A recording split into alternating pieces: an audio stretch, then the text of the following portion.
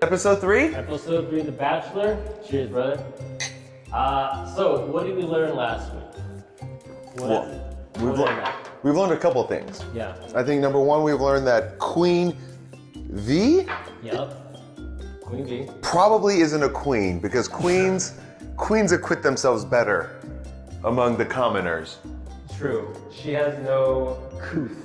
She has no couth. She's very uncouth. Like, don't you usually, if you're a queen, you have like that person, like I saw it off Bridgerton, who like was always rolling with you, like your sidekick, your sycophantic supporter. Yeah, you're Robin. You're Robin. you're Mike Pence before like 3 weeks ago.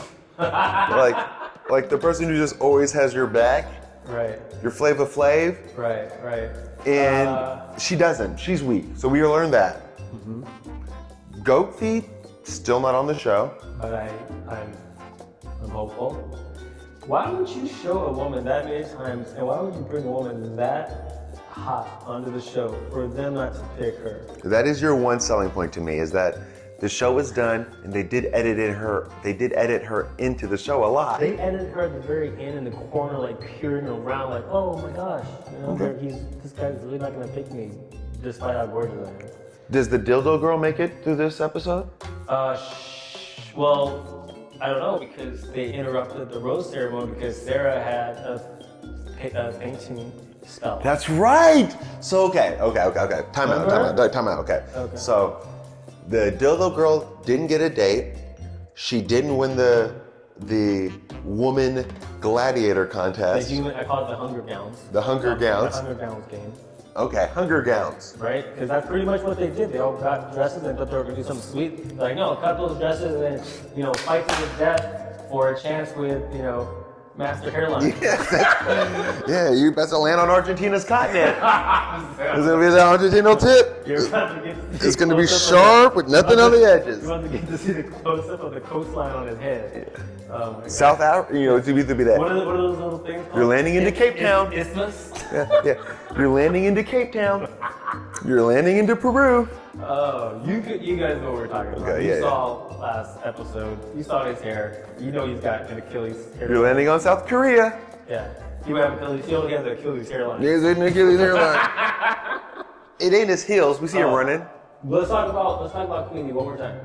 What about her strategy?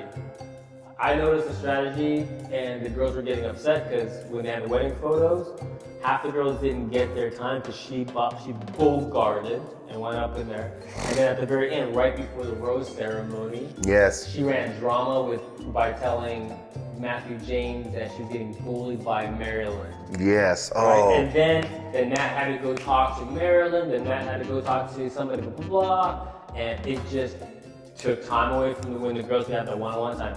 So then the girls were complaining like, dude, Yes. with her drama, we're not getting our time with Matt, and that's her game. Yes. And the producers played into it too. Yeah, and I feel like the producers are that's the plot line that they created. Like, this is reality, but very, very loose. So here's what I'm thinking.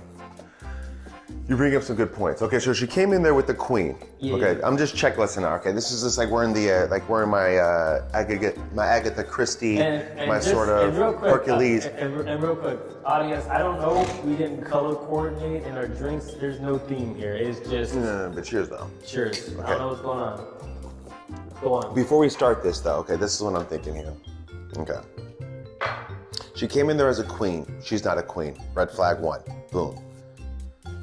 She came up in there and then she just, when they were doing the gown ceremony, she cut the line, kissed him.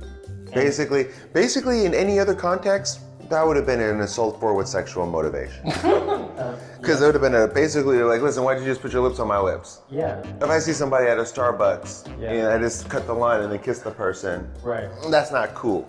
She did that. Correct. Strike 2. Right. 3. She then made that bullshit lie up against Marilyn. We know that was a fabrication. Right. Do we know? We don't know. We don't She's know. really selling it. Because Marilyn's not denying it very much, right? She goes, "Are you remember when they had the one where Marilyn went to go like make amends?" And she's like, "I'm not." She didn't. She goes, she saw how weak Marilyn was trying to make amends, and then she rolled that. She goes, "I don't wanna reconcile." She goes, "You're a problem," and then she walked off, making it sound like Marilyn was being aggressive again. So she's planting the seed of getting Marilyn kicked out. It's clear. My sense is that Queen V is basically Edgar from Wuthering Heights. That Queen V is basically El Iago from Othello. That Queen V is basically that fucked up person that is basically that character who is fucked up. Now you gotta give us like pop culture analogy. No. Get out of I like, think she's basically, you know 10 Things I Hate About You, the fucked up person? Yeah. She's basically the fucked up person in 10 Things I Hate About You. Is that Julia Stiles? You know Kirsten Dunst in Bring It On? Yeah. To the hero, Yeah. who was obviously Gabrielle Union, she's basically Kirsten Dunst to Gabrielle Union. Okay. All right, can we move on from this? Yeah, let's go. Also, we were talking about the rose ceremony getting interrupted. Sarah had a fainting spell. What do you think about it? You said something's going on. You think there's I don't know what's going on. I thought about that. You said you didn't think that she moved back home to take care of her dad. You think there's something else going on? That's baseless. Okay. That's fake news. That shit should be on Newsmax. You had me thinking. Yeah. I was like, this guy's ridiculous. She literally is like, she's probably just overheated. When I was reflecting on it today, Alright. that's basically on some Newsmax shit. Alright. Well, so last week was to be continued. This is basically part 2, the rose ceremony. The rose ceremony was interrupted. So when you ask me like, hey, did Dildo Girl make it? I don't know, because we don't know yet, because there's still roses on the table. And then finally, Renton. She actually looks pretty good. Her name's Katie. She actually looks pretty good over in her refrigerator still. Katie from Renton. Renton. Renton. The black roses that he's given so far, Piper, Maggie, the pharmacist. Piper is the grad student from Pleasant Valley. She's the curly hair, daughter of Irene Cook. Yeah, I remember that.